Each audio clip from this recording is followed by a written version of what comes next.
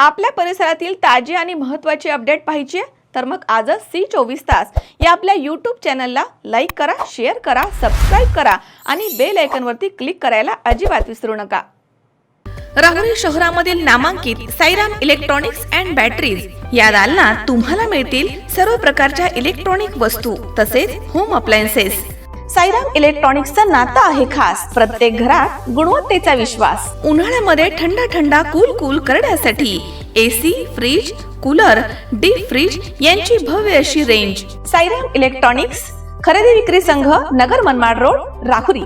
तेव्हा आजच साईराम इलेक्ट्रॉनिक्स या दालनाला भेट द्या आणि आनंदाची सुरुवात करा। Sairam hospital test tube baby centre.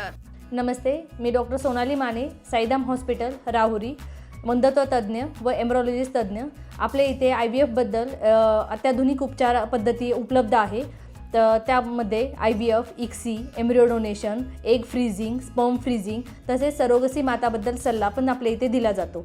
आपल्या इथे हमखास गुण येण्यासाठी प्रयत्न केले जातात। साईराम हॉस्पिटल लॅप्रोस्कोपिक सेंटर आणि test baby centre, court area, Bhagyashree हॉटेलच्या पाठीमागे, राहुरी। पाठदुखी, कंबरदुखी, खांदादुखी, सांधेदुखी तसंच मणक्याच्या आणि पॅरालिसिस आजारांपासून डॉक्टरकडे जाऊन वैतागले आहात का? तर आहे ना राहुरीमध्ये आयुर्वेदिक खात्रीशीर उपचार। Doctor Melavane hospital and spine care therapy centre, Rahuri bus stand समोर। डॉक्टर केतन धनंजय मेळवणे, संपर्क 9890 42 52 40। 25 वर्षाची परंपरा, डॉक्टर मेळवणे हॉस्पिटल।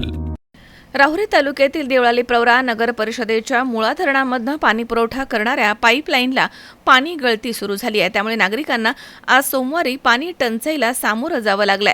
या पाईपलाईनचं काम युद्ध पातळीवरती सुरू असून नागरिकांनी पाण्याच्या काटकसरीनं वापर करावा, लवकरच पाणी पुरवठा सुरळीत होणार आहे असं आवाहन नगराध्यक्ष सत्यजित कदम यांनी केलंय।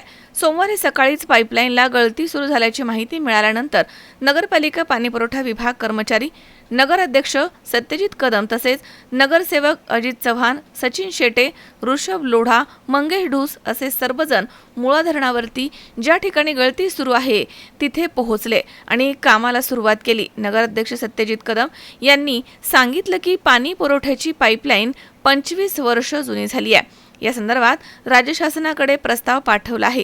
पाणी पुरवठा लवकरच पूर्ववत सुरू होईल। नागरिकांनी प्रशासनाला सहकार्य करावं असं आवाहन नगराध्यक्ष सत्यजित कदम यांनी केलंय।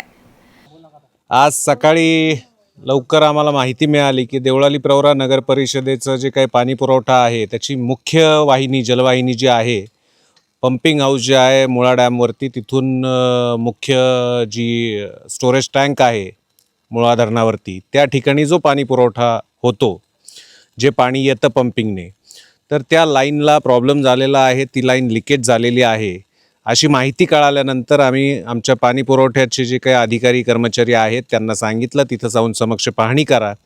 ती टीम पुढं पाठवल्यानंतर मागून मी असेल, आमचे काही सहकारी असतील, आम्ही या ठिकाणी आलो। एकंदर सगळी माहिती घेतल्यानंतर लक्षात आलं की ती जी काही जलवाहिनी आहे आपली मुख्य, ती फुटलेली आहे आणि तिचं मेंटेनन्स करणं गरजेचं आहे।